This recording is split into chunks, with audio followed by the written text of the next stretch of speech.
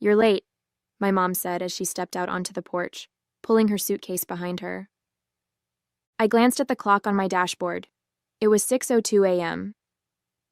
2 minutes late, Mom, I said, forcing a smile. I got out of the car to help with the luggage, but then I saw her, my sister Lauren, emerging from the house with her own suitcase in tow. My smile froze. What's going on? I asked, trying to keep my voice steady. My mom turned to me, her expression far too cheerful for the situation. Oh, Violet, we decided Lauren should come instead of you.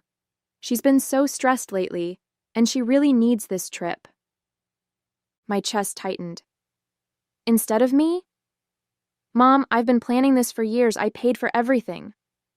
She waved her hand dismissively as if I'd just pointed out something trivial. And we're grateful, sweetheart. But you're always working so hard. You can take another trip later. Lauren needs this right now.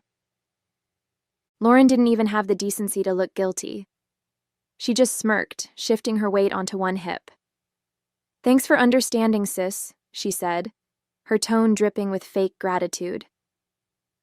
I stared at the two of them, my heart pounding in my chest. My dad shuffled out a moment later, avoiding eye contact as he handed me his suitcase. This is unbelievable, I said, my voice shaking. This was supposed to be our trip, something for me to share with you. Well, it still is, my mom said with a smile. Just with Lauren instead. Don't make this a big deal, Violet. Your sister really needs a break. My name is Violet, and for the past 2 years I've been working overtime, saving every spare penny to give my parents a trip they'd never forget. Flights, luxury hotels, guided tours, I planned every detail down to the last dinner reservation. But as I stood there in my parents' driveway, watching my sister get into the back seat of my car, I realized something I'd been avoiding for years. It didn't matter how much effort I put in. In their eyes, Lauren would always come first. I clenched my jaw, biting back the sharp retort sitting on the tip of my tongue. Instead, I forced a tight smile and opened the trunk. Let's get going then, I said, my voice flat. If they wanted to prioritize her over me, fine. They could go with her. But I wasn't about to let them enjoy it. The drive to the airport was suffocatingly quiet, except for Lauren's incessant chatter. Oh my gosh, Mom, did you see that TikTok about Paris? I can't wait to go shopping there. Do you think we'll have time for that, or will the tours take up the whole day? My hands gripped the steering wheel tighter as I stared straight ahead, forcing myself not to say anything. My mom chuckled softly.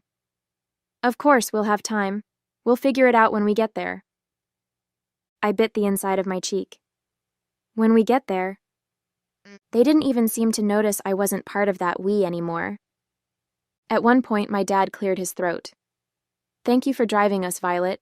I know this probably feels unusual. I glanced at him in the rearview mirror.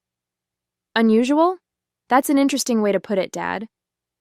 He didn't respond. He just shifted uncomfortably in his seat, probably wishing he hadn't spoken at all.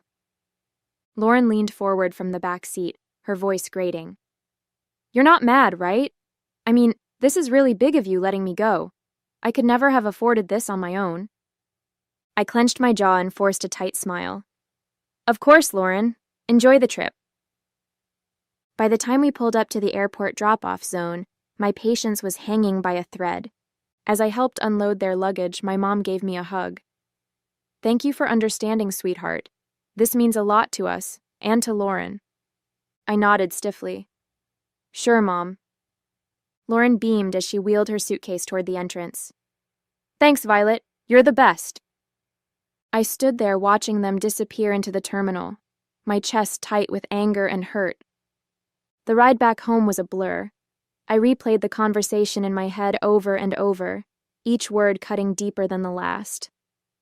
This means a lot to Lauren. You're not mad, right? You're always working so hard. I parked in my driveway and sat in the car for a few minutes, gripping the steering wheel until my knuckles turned white. Then without a second thought, I marched into the house, pulled out my laptop, and logged into every travel account I'd used to book the trip. Hotel reservations? Canceled. Tours? Refunded. Airline upgrades? Nope. I stared at the confirmation emails piling up in my inbox, feeling the tightness in my chest start to ease. They wanted to take Lauren instead of me? Fine. But they wouldn't be staying in 5-star hotels or enjoying private tours on my dime. When I closed my laptop, a sense of satisfaction settled over me. They could explain themselves to the front desk staff in Paris. I was done being their doormat. The calls started as soon as their flight landed. My phone buzzed repeatedly as I unpacked my suitcase, the one I'd packed so carefully for a trip that was no longer mine. The irony wasn't lost on me as I hung up my dresses and neatly placed my shoes back on the shelf. The buzzing continued, filling the room with its relentless vibration. I sighed, picking up the phone and glancing at the screen. My mom's name flashed across it, accompanied by several missed calls and texts. I unlocked the phone and scrolled through the messages. Violet, what's going on? The hotel won't let us check in. The reservation is missing. Call me immediately. Violet, this isn't funny. Fix this now. A laugh escaped me before I could stop it.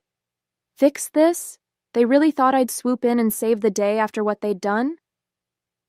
The phone buzzed again, this time with a call from Lauren. I let it ring out, only for her to leave a voicemail. Violet, this is so petty, she snapped, her voice dripping with entitlement. We're stuck here because of you. You need to call the hotel and fix it, now. I rolled my eyes and deleted the voicemail without listening to the rest. For years I'd been their fixer, the one who smoothed over every mistake and picked up every slack. Not anymore. Eventually, I decided to answer, if only to stop the barrage of calls. My mom's voice hit me like a tidal wave of anger as soon as I picked up. Violet, what did you do? The hotel says the reservation was canceled and none of the tours are booked anymore.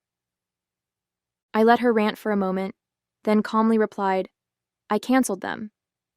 There was a long, stunned silence before she hissed, Why would you do that? Oh, I don't know, I said, my tone laced with sarcasm. Maybe because you decided to take Lauren on my trip. You're lucky I even drove you to the airport. We thought you'd understand, she snapped. Understand what? I asked, my voice rising. That years of saving and planning didn't matter because Lauren needed a break? That my hard work meant nothing to you? Guess what, Mom? I don't understand, and I don't care to. I hung up before she could respond and turned my phone off, tossing it onto the couch. The silence that followed was blissful, and I felt like I could breathe again. If they wanted to prioritize Lauren, fine. But they could figure out the rest of the trip without me. The silence lasted only a day. By the next morning, my phone was buzzing again with calls and messages. At first, I ignored them. I spent the day cleaning the house and catching up on work, but curiosity got the better of me by evening. I opened my phone and braced myself for the storm of texts. From my mom, Violet, you've gone too far. Your sister is in tears and your father is furious. We can't get into any of the hotels you booked. From Lauren, you're acting like a child. I don't get why you're making this such a big deal. Just fix it already. And finally from my dad, we need to talk, this isn't right. I set the phone down, shaking my head.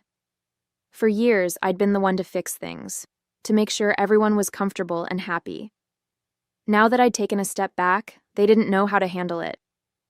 I poured myself a cup of tea and sat down at the kitchen table, letting the anger simmer. How dare they expect me to clean up their mess? How dare they act like I was the one in the wrong? The next call came minutes later, and this time I answered. Violet, my mom barked before I could say a word. This isn't funny anymore. We're stranded. Do you have any idea how embarrassing this is? I took a slow sip of my tea. Embarrassing? You think this is embarrassing? Try saving for years, planning every detail, and then being told you're not even part of the trip you paid for. Stop being dramatic, she snapped. Lauren needed this more than you. And now she can figure it out, I said firmly. You made your decision, Mom. You wanted to take Lauren instead of me? Fine, but don't expect me to fund her vacation. We're family, she hissed. We don't do this to each other. I let out a bitter laugh. Funny, I was just thinking the same thing. Lauren's voice came through the background, whining, "Mom, just hang up on her, she's being impossible." That was the final straw. "Enjoy your trip," I said, my tone icy. "Oh, wait, you can't, because it's not your trip. It was mine, and now it's nobody's. Goodbye." I hung up before she could respond and turned my phone off again. For the rest of the evening, I felt an odd mix of anger and relief. Anger that they'd put me in this position, but relief that I'd finally stood up for myself. They could call me dramatic all they wanted. For the first time in my life, I wasn't letting them take advantage of me. The next few days were blissfully quiet. With my phone turned off, I finally had space to think clearly, free from the barrage of guilt trips and accusations. I spent my mornings sipping coffee on my back porch, enjoying the calm I'd craved for so long. My afternoons were filled with work and catching up on little projects I'd been putting off, things that reminded me how capable I was when I wasn't bogged down by their endless demands. But by the third day, curiosity got the better of me. I turned my phone back on to find over a dozen voicemails waiting for me. The first few were from my mom, growing increasingly hysterical with each one. "Violet, you need to call me back right now. This has gone too far. I can't believe you're doing this. You've humiliated us. We're your parents. How could you treat us this way?" Then came Lauren's messages, full of the same entitled tone she'd always used. "This is so petty, even for you. You're ruining everything. Just fix it, Violet." And finally my dad's voice, quieter but no less pointed. "Violet, I don't understand what's happened to you. Call us back so we can sort this out." I hesitated before listening to the final voicemail, a long one from my mom. Her voice was quieter this time, tinged with frustration and exhaustion. "Violet," she began, "we're back at the airport now. The trip is ruined, and I hope you're happy with yourself. Your sister is devastated, and your father and I are, well, disappointed doesn't even begin to cover it. Call us when you're ready to talk." I deleted the voicemails without replying. I wasn't ready to talk, and honestly, I didn't know if I ever would be. This wasn't a one-time mistake. It was the culmination of years of them putting Lauren first and expecting me to accept it with a smile. As the hours passed, I found myself reflecting on all the times I'd been overlooked or dismissed. Every holiday where Lauren's whims dictated the plans. Every family gathering where my accomplishments were treated as afterthoughts. This trip had been the breaking point, but the cracks had been forming for years. That evening, Grace stopped by unannounced, carrying 2 cups of coffee and an unmistakable look of curiosity. "I heard about what happened," she said, setting the coffee on the table. "Your mom called me yesterday." Of course she had. My mom had always been good at recruiting allies when she wanted to guilt me into compliance. "And?" I asked, taking a sip. Grace shrugged, a sly smile creeping across her face. "I told her you were probably busy and would get back to her when you were ready." I laughed, shaking my head. "You're the best." "No, you're the best," she said, her tone suddenly serious. "Because you finally stood up for yourself. I know how hard that is, Violet. Don't let them drag you back down." Her words stuck with me long after she left. Grace was right. I'd spent too long bending over backward to please people who never seemed to care about my efforts. It was time to break that cycle, once and for all. By the time the weekend rolled around, I felt a strange sense of clarity. The anger was still there, simmering under the surface, but it was joined by something I hadn't felt in years. Freedom. Freedom from their endless expectations. Freedom from being the family's fixer. Freedom to finally live on my own terms. But as expected, the silence didn't last. It was Sunday afternoon when I finally got a call that I decided to answer. This time, it was my dad. "Violet," he began, his voice heavy with weariness. "Your mom wanted me to call. She thinks you'll listen to me." "Go on," I said, leaning back in my chair. He let out a sigh. "Look, This has all gotten out of hand. Your mom's upset, Lauren's furious, and, well, it's just a mess. But you're better than this. I stiffened, his words igniting a fresh wave of anger. Better than what, Dad? Standing up for myself? Refusing to let you walk all over me again? That's not what I meant, he said quickly. It's just, you've always been the reasonable one. The one who keeps everything together. This isn't like you. I laughed, a short, bitter sound. You're right, it's not like me. Because I'm not bending over backward to clean up your mess. He paused, and for a moment I thought he might finally see my side of things. But then he said, You're punishing the whole family over one decision. Is that really fair? Fair? I repeated, my voice rising. You want to talk about fair?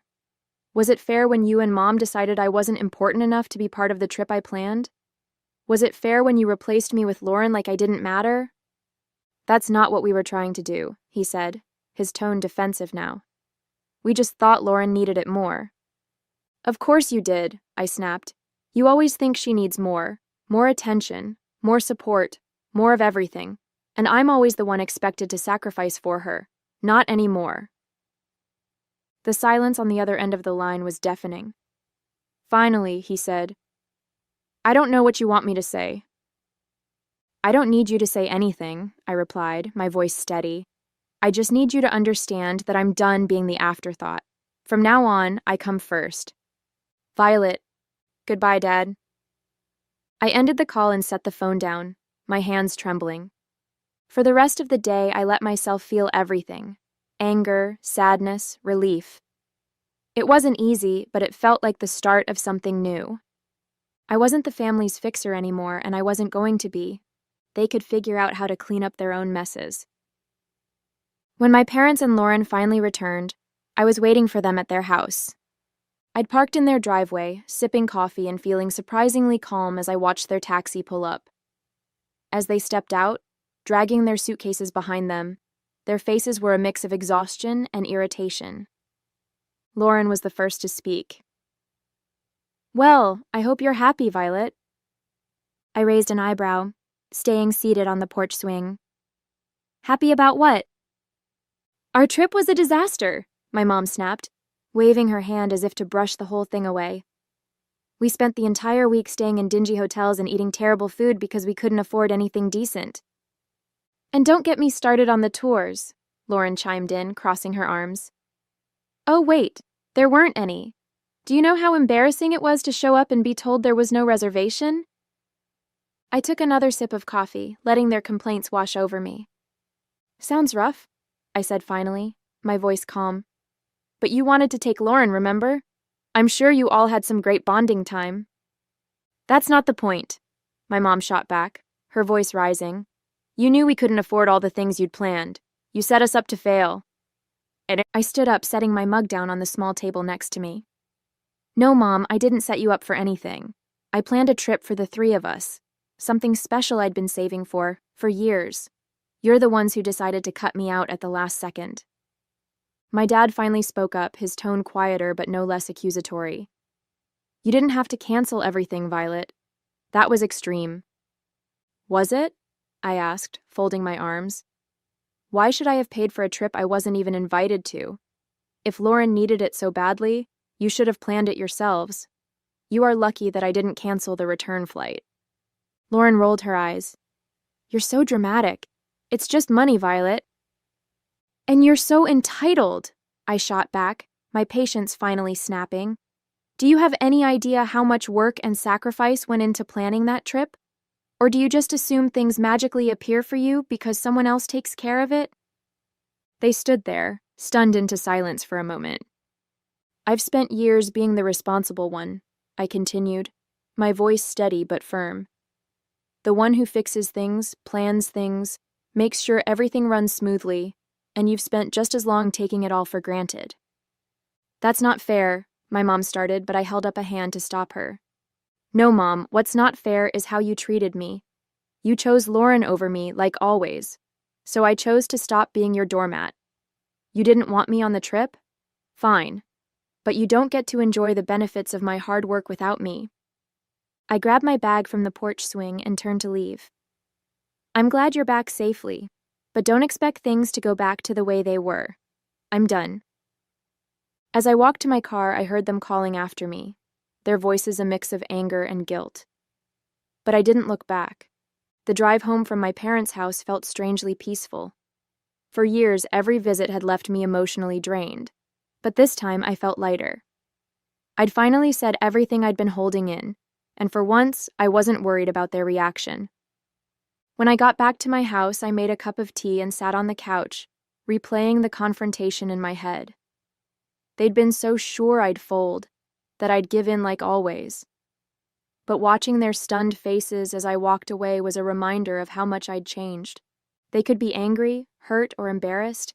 It didn't matter anymore. I was done living my life to meet their expectations. The next day, I got a call from Grace. "How'd it go?" she asked, not bothering with pleasantries. I laughed, leaning back against the kitchen counter. "Exactly like you'd imagine. They're furious, Lauren's pouting, and Mom is probably trying to figure out how to guilt me back into line." Grace let out a snort. "Let her try. You've got a backbone now, and I'm here to make sure it stays in place." I grinned, grateful for her unwavering support. "Thanks, Grace. I mean it. You've been my rock through all of this." "Anytime," she said, her voice softening. "So what's next for you, now that you're not playing family fixer anymore?" That question had been circling in my mind since the confrontation. What was next? For years, so much of my energy had been poured into trying to please my family, trying to earn their approval. Now that I'd let go of that burden, the possibilities felt endless, and a little intimidating. "I don't know yet," I admitted, "but I feel like I get to decide. Not them, not anyone else. Just me." "Sounds like the start of something amazing," Grace said, and I could hear the smile in her voice. Over the next few weeks, I started making small changes that felt big in their own way. I redecorated my living room, swapping out the hand-me-down furniture from my parents for pieces that felt uniquely mine. I spent weekends exploring local cafes and parks, things I'd always meant to do but never made time for. And I started journaling, writing down my thoughts and dreams without filtering them through the lens of what anyone else might think. Each small step felt like reclaiming a part of myself I hadn't realized I'd lost. One evening, I sat down with my laptop and opened the spreadsheet I'd used to plan the trip. The canceled reservations stared back at me, and I didn't feel a pang of regret. Instead, I felt a surge of determination. That money had been meant for a once-in-a-lifetime experience, and I wasn't going to let it go to waste. Closing the spreadsheet, I opened a new browser tab and typed "solo travel ideas." A few weeks after my parents' return, I booked a solo trip to Italy. It wasn't the same itinerary I'd planned for them, and it wasn't about proving a point anymore. This was for me, a chance to celebrate my independence and finally put myself first. The moment I landed in Rome, I felt a surge of excitement and nervousness. I'd never traveled alone before, but as I stepped out of the airport and into the bustling city, I knew I'd made the right decision. I spent my days wandering cobblestone streets, marveling at ancient ruins and indulging in meals at charming little cafes. There was no schedule, no one else to consider, just me and the freedom to do exactly what I wanted. One afternoon, while sitting on the Spanish steps with a gelato in hand, I pulled out the journal I'd brought with me. For years, I'd written about what I wanted to achieve, but those dreams were always wrapped up in making someone else happy. Now, as I wrote, the focus shifted. Learn a new language, start a small business, travel to at least 5 more countries. The list grew, each goal a reflection of the life I wanted to create, not the one I'd been expected to live. On my last night in Florence, I had dinner at a small family-run restaurant overlooking the Arno River. As I watched the sunset paint the sky in hues of orange and pink, I felt a deep sense of peace. This trip had been more than just a vacation, it was a turning point. I'd spent so much of my life trying to earn my family's approval, but here, thousands of miles away, I realized something important. I didn't need it. I was enough, just as I was. When I returned home, my parents tried to reach out again, this time with softer tones and carefully worded messages. "Hope you had a nice trip," one text from my mom read. "Maybe we can all talk soon?" I stared at the message for a moment before setting my phone down. I wasn't ready to reply, and that was okay. This time, it would be on my terms. As I unpacked my suitcase and placed souvenirs on my shelves, I felt a sense of pride. A week after returning from my trip, I received a call from my mom. This time I answered. "Hi, Violet," she began, her tone unusually soft. "How was your trip?" "It was amazing," I replied, keeping my voice neutral. "That's good to hear," she said, pausing as if searching for the right words. "We've been thinking a lot about what happened. Maybe we handled things poorly." The admission surprised me, but I wasn't ready to let her off the hook just yet. "Poorly? You replaced me on a trip I planned and paid for without even asking. Poorly is an understatement." "I know," she said quietly. "Your dad and we didn't realize how much it would hurt you." "And Lauren?" I asked. "Does she feel bad too, or is she still blaming me for ruining her vacation?" "She's upset," my mom admitted. "But I think she knows she could have handled things better." I sighed, leaning against the counter. "Mom, this wasn't just about the trip. It's about years of putting her first and expecting me to pick up the slack. I'm not doing it anymore." "I understand," she said after a moment. "We're going to try to do better. We don't want to lose you." Her words tugged at something deep inside me, but I'd learned enough not to let guilt dictate my choices. "I'm glad to hear that," I said. "But it's going to take more than words to fix this. I need to see real effort, not just apologies." "You will," she promised. "We'll give you the space you need, but I hope you'll let us back in someday." After the call, I felt a mix of emotions: relief that they were finally acknowledging their behavior, and skepticism about whether they'd actually change. But as I sat down with my journal that evening, I realized something important. Whether or not they changed wasn't my responsibility. Over the following months, I kept my boundaries firm. I responded to their calls and texts when I felt like it, but I didn't go out of my way to fix things or smooth over conflicts. Instead, I focused on building the life I wanted. I signed up for a photography class, something I'd always dreamed of doing but never had the time or energy for.